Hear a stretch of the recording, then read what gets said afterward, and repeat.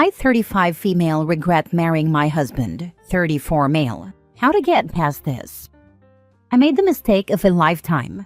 I grew up in a household where my parents fought a lot. During my doctoral years in graduate school, I was in a stable 4-year relationship with a doctor that felt perfect. My ex was loving, funny, generous, kind, and had very strong character and a similar internal value system. We never fought. I was happy, fulfilled, motivated, secure, and overall a better, stronger person with him by my side. I remember looking at him while he was driving once and thinking, man, he will be such a good dad one day. The segment in my life with him was happy, but looking back, it also felt alien. I had never been in such a stable relationship before. I didn't grow up like that. I had never been this supported or happy. I didn't know how good I had it. However, our sex life wasn't great to non-existent. At the end of our relationship, I ended up moving away for a highly competitive, once-in-a-lifetime job offer. While away, I cheated on him, and we are no longer together. I cheated on him with my husband. My husband and I met because we shared a similar passion for trail running and ultramarathons. We loved being outdoors, and having someone by my side in such a niche sport felt special. I overlooked the fact that he only graduated from high school and was, and still is, making minimum wage while I make 6 figures. I was young and thought that love would prevail. I started to see cracks in our relationship as time went on. While I was working hard and putting in overtime to save up for a house, he would disappear for days on camping trips, leaving me to take care of household chores and our dog. We fought over so many little things and had countless communication issues. We do not communicate well or resolve conflict effectively. I noticed our sense of humor didn't always align. For example, there was a time I questioned whether he was racist because of jokes he made with his friends, and it really bothered me. But I was in my 20s then and thought I needed to make this work. I later learned that there is guilt from cheating, and oftentimes you feel like you need to end up with a person to make it feel right. So, we got married and now have a baby. After having a baby, our differences and conflicting values have been amplified. After marrying, he took an expensive career change, which I am funding. He comes home from work tired and sometimes needs to study after work or on weekends. When he's not studying, he lies in bed on his phone, instead of spending time with me or our baby. He says he needs to decompress. He is always on his phone, whereas I've cut down on screen time for our baby. He says his career comes first, even though it doesn't pay much compared to mine. He says that when he gets a chance, he is going to move our family out of state to advance his career. I told him I do not want that because we have grandparents, good schools, and a strong community here for our child. He does nearly zero of childcare throughout the week. On weekends, he may have 15 to 30-minute play sessions with our baby, but it's always spontaneous, on his time, and I never know how much free time I'll have before he says I need to get back to studying. So it's hard for me to get things done or run errands out of the house. Despite being very absent as a parent, he is very opinionated about raising our baby, and everything seems to be my fault, according to him.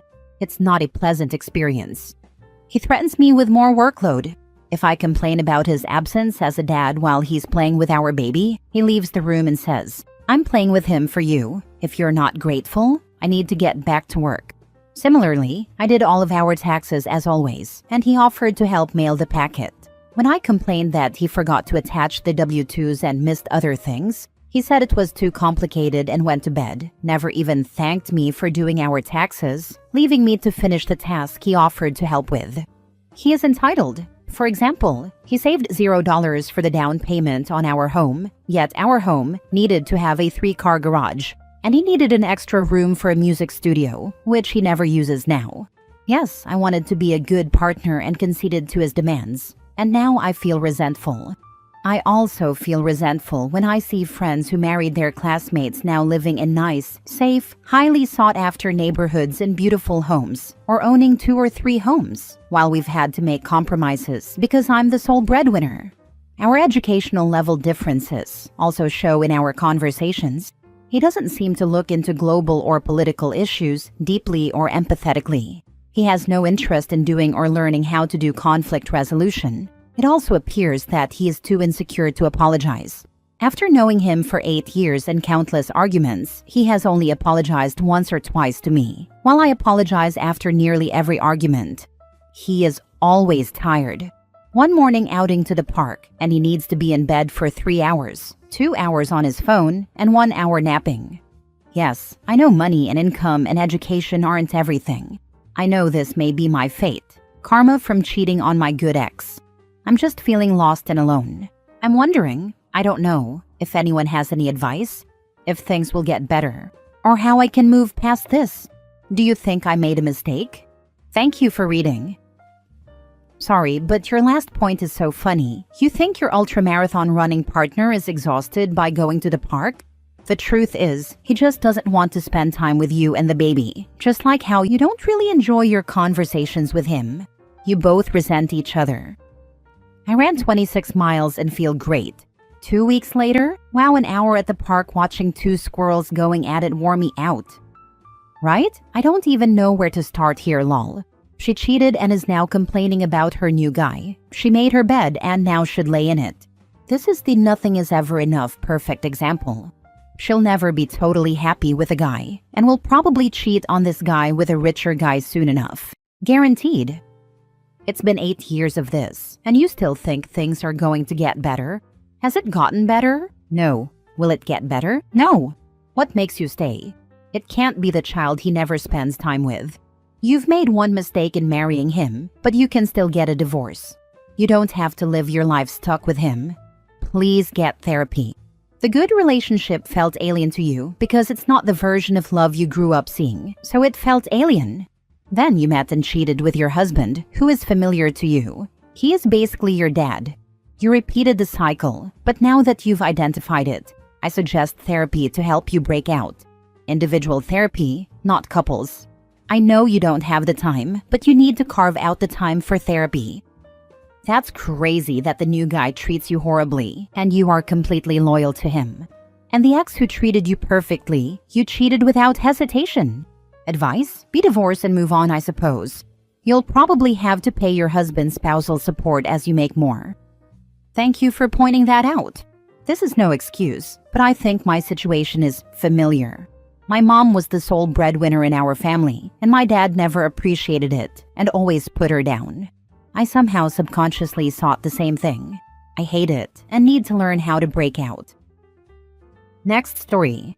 My fiancé made a split-second decision that has cost me a year of my life. And I'm furious. Plus update. Original post. I 26 female, my fiancé 30 male, and his son, 5 years old, were out getting Chipotle on March 14th. On the way home, we reached a busy intersection with a blinking yellow light. My fiancé was driving, and I could tell he was about to go. I saw a car coming fast, and I very clearly told him to wait until the light was green. I don't know if he didn't hear me, didn't take me seriously, or just ignored me, but he kept driving forward anyway, and we got T-boned by a car going 50 miles per hour. Everyone else walked away fine, including his son, thank God, but I was crushed. I ended up with 2 full breaks in my pelvis, 2 fractures in my tailbone, fractures in my L4 and L5 vertebrae, and a fractured sternum. In so much pain I can't even explain it. I wouldn't wish this kind of pain on anyone. I was rushed to the ER, where everything was a complete blur, except the trauma. I started having intense flashbacks, panic attacks, and nightmares about the crash and the pain. I had to undergo surgery, where 2 7-inch steel screws were inserted into my pelvis. At the hospital, they gave me a back brace that was way too big for me.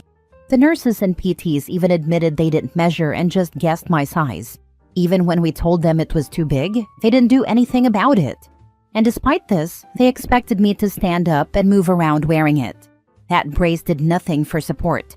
Moving in it felt like my spine and pelvis were being ripped apart. The pain I was in trying to follow their orders to stand and walk was inhumane. All I remember from those days is pain, frustration, fear, and this overwhelming sense of helplessness.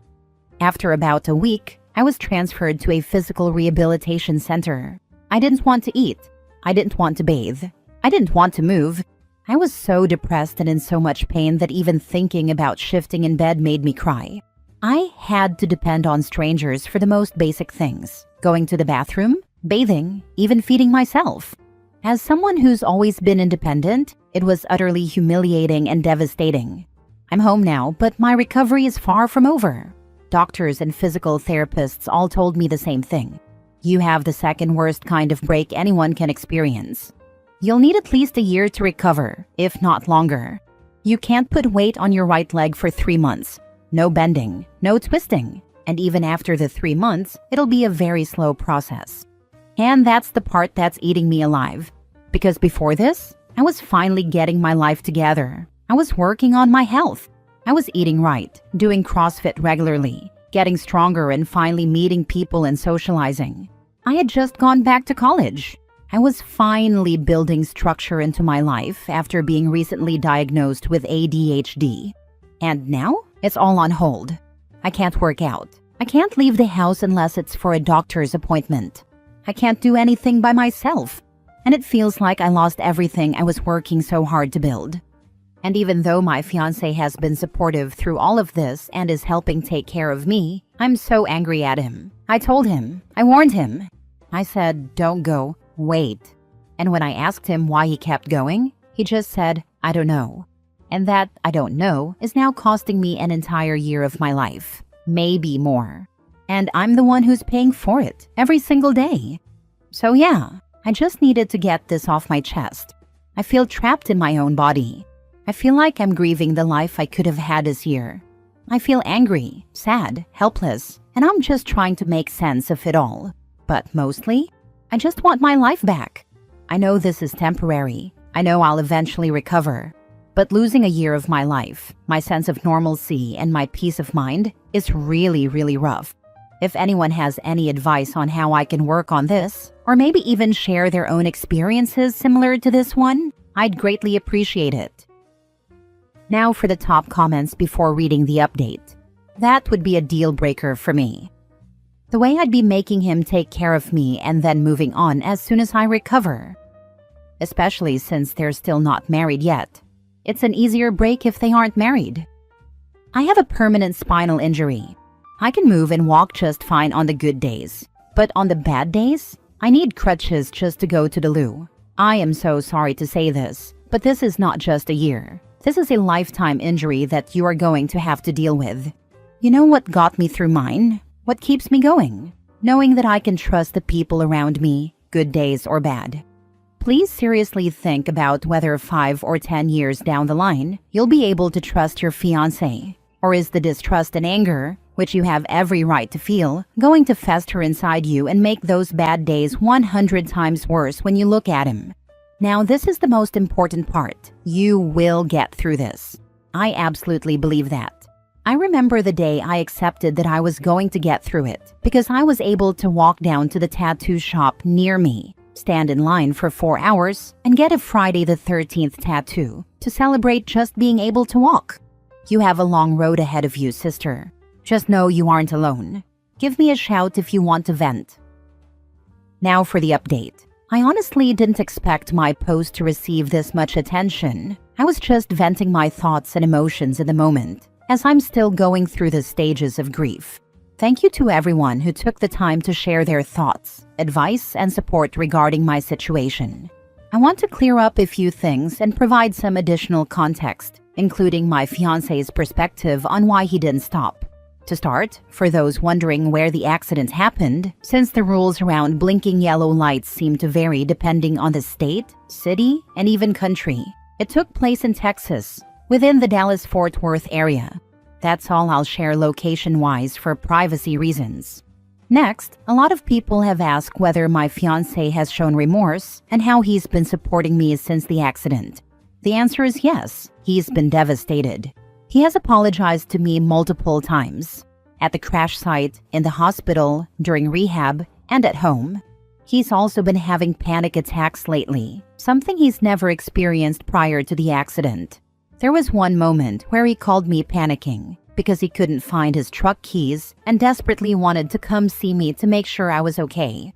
My mom had to drive over to calm him down and help. He also continued to visit me frequently in the hospital and at the rehab center, and he's been advocating for me when I had issues, such as the back brace I was given. which was clearly too large. Side note, despite multiple people from my family, fiancé, and even the PTs mentioning it, the hospital staff didn't replace it. It wasn't until I called the hospital a week later, frustrated, that they finally took action. I had to put on my Karen voice and explain that their failure to properly size the brace was actively hindering my recovery. Eventually, I got a new one in a smaller size. Fun fact, the brace only comes in 2 sizes, small to medium and large to extra large. I'll let you guess which one they gave me. My fiancé has also been helping me understand the insurance claim process. From what we know, I may be looking at around $100,000. Additionally, at home, he's made sure I have what I need to recover. He just bought me a $300 plus bed frame that moves up and down, similar to the hospital beds I was used to, because I can't move up and down normally without feeling pain or being at risk of re-breaking something. He's also been cooking for me and for my visiting family, helping me clean up, assisting with daily tasks, and has made it clear he doesn't expect me to lift a finger. He only wants me to focus on healing. He's even told me he's going to halt his plans to expand his side business so that he can spend more time tending to me during my recovery. With this said, I've seen a lot of comments saying I should leave him or even sue him, calling him arrogant or careless. I can understand those reactions and thoughts. However, looking back at how everything happened, this was an honest mistake that anyone could make at any time of day, at any point in life. Was it a bad mistake? Yes, but nonetheless, a simple human error at the end of the day. I'm just angry that it happened to me, but that is something I will have to work through on my own. Regarding the "I don't know" reply that he gave me a week earlier, I will admit he may have still been experiencing shock or trauma when I initially asked him. At the time, when I brought up the question, his mind seemed to draw a blank. Now that I'm home and some time has passed, I went ahead and asked him the same question again today. Why didn't you stop when I told you to? He told me he thought the gap between us and the oncoming car was big enough to make it. He didn't realize how close it actually was. He also said he didn't hear me say stop until it was too late, at which point we were already hit. I told him I said it much earlier, and he admitted he just didn't hear me. In the end, he feels horrible. He's told me that every time he approaches a yellow light while driving now, he can't help but be reminded of what happened that night and how stupid he feels for not being more cautious. I'm not excusing what happened by any means, but I do believe he's learning from it and taking accountability for everything as best he can. I'm just the angry, bitter one who needs to work through my emotions and grief stemming from the accident. That said, I've resumed individual therapy, weekly now instead of monthly, and I had my first session since the accident as of yesterday. My fiancé and I will also be attending couples counseling together. Yes, I plan on staying with him. I know a lot of you are coming from a place of concern and care, and I truly appreciate that. At the same time, I want to gently remind everyone that I'm a real person going through a very real and painful experience. What I shared was raw and vulnerable, not a call to be judged or attacked. It's okay to disagree with how I'm choosing to move forward, but please remember, I'm the one living this day by day. Healing, both physical and emotional, isn't linear, and I'm doing the best I can. Thank you again for the overwhelming response. I'm reading as many comments as I can, even if I can't reply to everyone.